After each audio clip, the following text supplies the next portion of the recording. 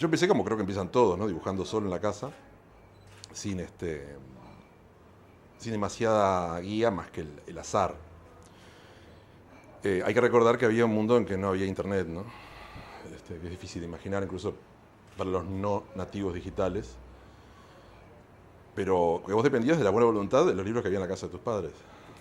O de un accidente, que te encontraras algo en algún lado, ¿no? Que te iluminara y te abriera. Yo tuve bastante suerte, tenía un par de cosas así de referencia, enciclopedias, cosas. ¿No? Tenía una cierta fuente nutricia, ¿no? Pero vos arrancás sencillamente perdido. No sabés que estás perdido, lo cual es una ventaja.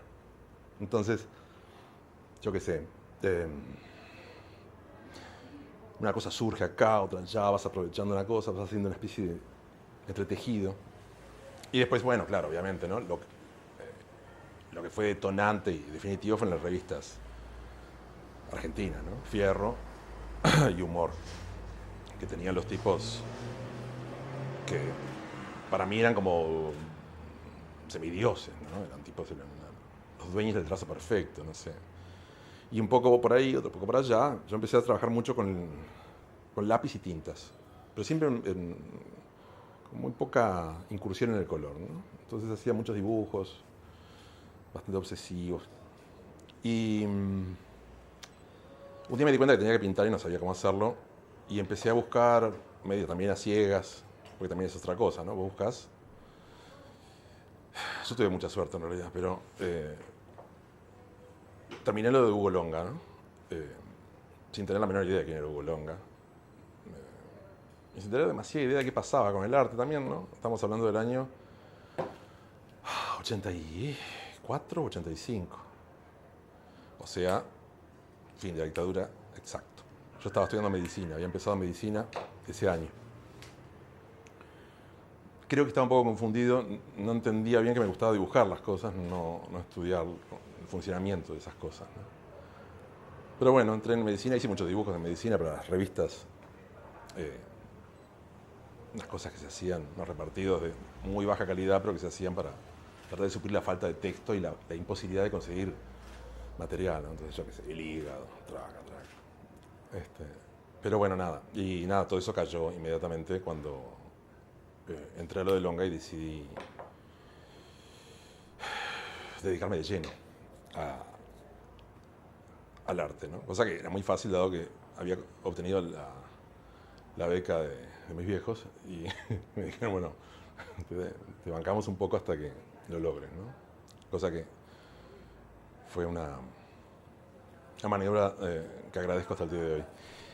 Pero bueno, nada, y eso, y bueno, yo me encontré con la pintura, que era un mundo absolutamente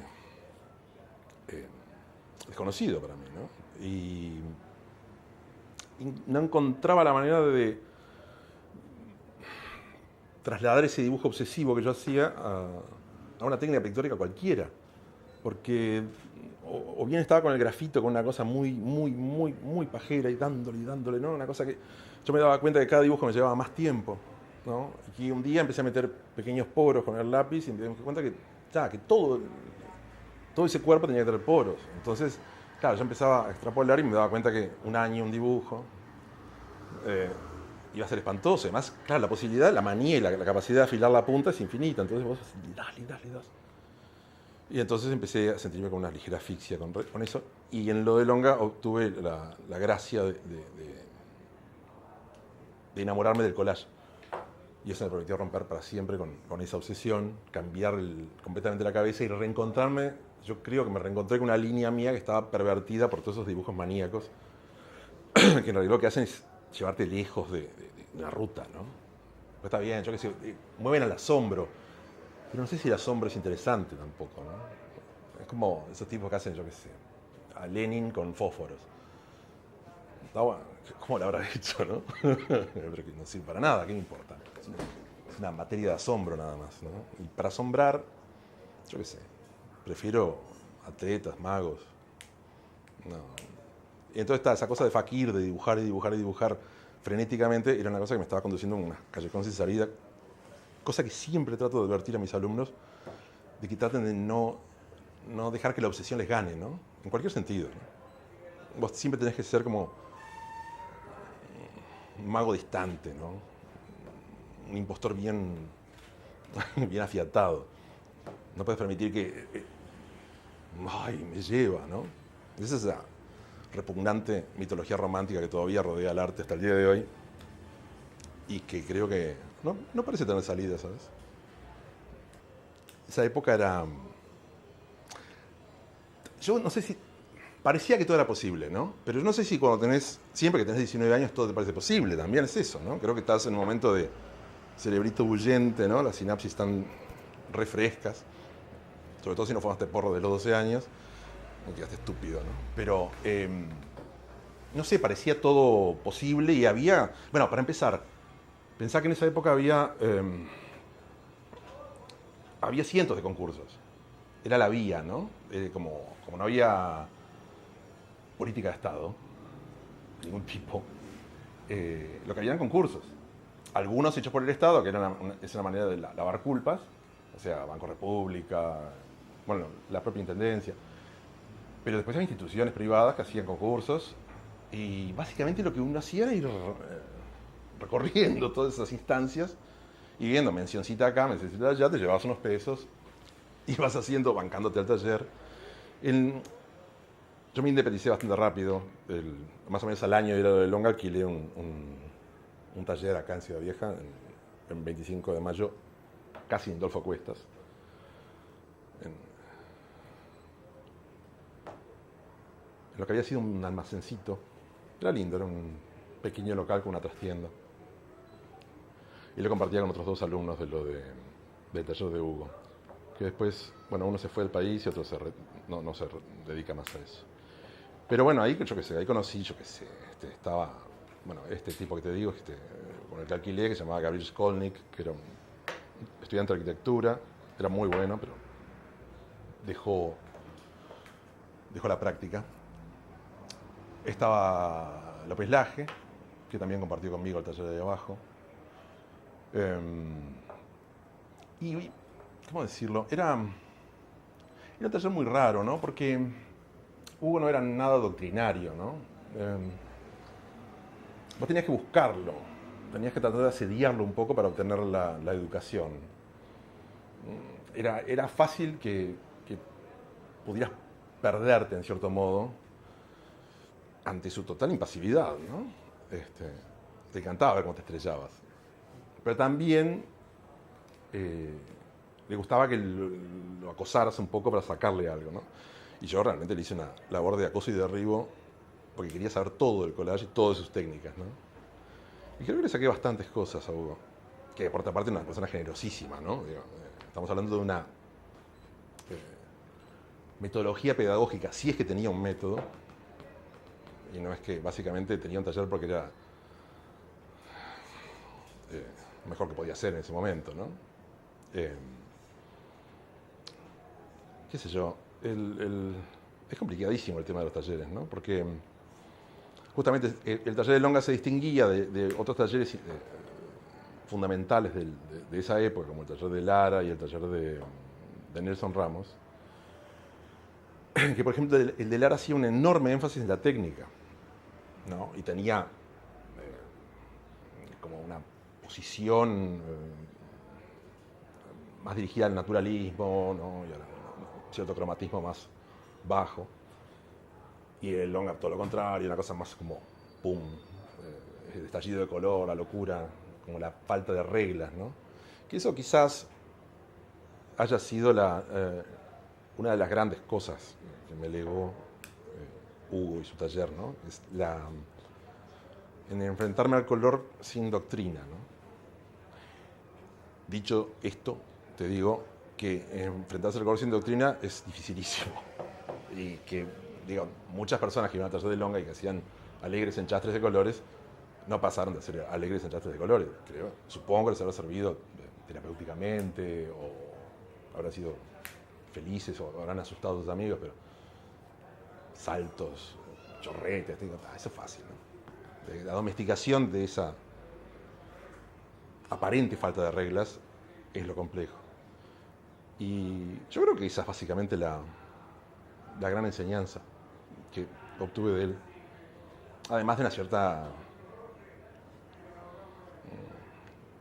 tendencia a la insubordinación, ¿no? Tener un poco de bronca. Ya te hablé de cuando las primeras cosas que hice, que era básicamente un estilo que llegó a definirse como un estilo teratológico, ¿no? Una especie de descripción de la monstruosidad, eran generalmente mutaciones, aberraciones. Pero yo eso lo considero como un eco de una especie de posadolescencia, ¿no? Eso de querer asombrar también, ¿no? Querer producir repulsión deliberadamente, ¿no? Yo sé que mi pintura actual a veces produce una cierta repulsión, una cierto disgusto, pero no es mi problema. Quiero decir, en esa época yo quería producir esa repulsión. Y la conseguí, era muy fácil. Es un monstruo que tiene 3 pijas y está lleno de escamas ¿no? Y babea. Bueno, sí, la gente dice, ¿no? Pero es fácil. Agregás una pija más y más susto. O hermafroditismo, lepra. Por suerte, muchos de esos dibujos no existen más. Porque perdí muchas cosas. Pero, bueno, y después, cuando ingresé al collage, primero fui, obviamente, un saqueador de longa, ¿no? Yo lo robé sin ningún escrúpulo, temática, técnica. Y que yo creo que todos los alumnos deben, en cierto modo, hacerle eso a sus maestros. Sobre todo son jóvenes, ¿no? Tienen que tratar de sacar el jugo, ¿no? Y bueno, después el collage derivó un poco, empecé a agarrar una cosa más que yo creo personal, una cosa más como también vinculada, yo que sé, como falsamente religiosa. Trabajaba un collage bastante volumétrico, con una cosa muy incómoda, porque eran muy grandes y el archivo de esos collages era atroz, tenía habitaciones enteras condenadas con esos cuadros. Entonces un día aproveché una mudanza y los abandoné todos.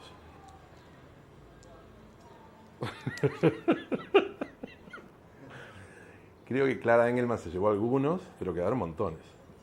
Montones de cosas. Y hasta el día de hoy no me arrepiento. Esa casa la compró un amigo, pero después ese amigo murió. Él me bancó mucho esas obras ahí, yo dejé que se fueran. Bueno, y después de esos collages es cuando empiezo la obra, a la que considero mi obra adulta, digamos, que es la que todos conocen, que es el trabajo con el cuerpo femenino y con una temática fundamentalmente basada en el erotismo y una cierta... En sus principios era vagamente alegórica. No sé ahora dónde está. Pero yo creo que cuando empecé a trabajar con el cuerpo femenino, ahí reencontré esa línea que te decía que había perdido. Y la reencontré con una cierta limpieza. Pude volver a trabajar y pensar en la línea, ¿no? De un modo más tranquilo, sin presiones, ¿no? Y además, claro, ya había incorporado lo pictórico, la pintura como elemento, ¿no? Que entonces, claro, evidentemente eso siempre va a caer sobre tu percepción de la línea, ¿no? Más allá de que yo desarrollo una línea de dibujo independiente, ¿no? Yo el grafito no lo abandoné nunca, ¿no? El grafito me pareció la técnica, ¿no? Yo cuando empecé con cuando regresé al dibujo y a la pintura, que fue en el año 89, lo hice, sí, fuertemente influido por la secesión vienesa, ¿no? Digamos que también no fue algo buscado, ¿no? Fue una especie de sorpresa. Y volvemos al viejo tema del azar, ¿no? ¿Qué caía en tus manos en el momento en que tu cerebro estaba formando, ¿no? Simplemente eso. Yo después me di cuenta que tenía mucho más contacto con el Art Nouveau de lo que creía. Me di cuenta que durante mi infancia había estado en contacto con catálogos de imprenta, mi bisabuelo tenía una imprenta, y vi mucha ornamentación Art Nouveau, ¿no? Y eso se ve que eso es una cosa que va calando, ¿no?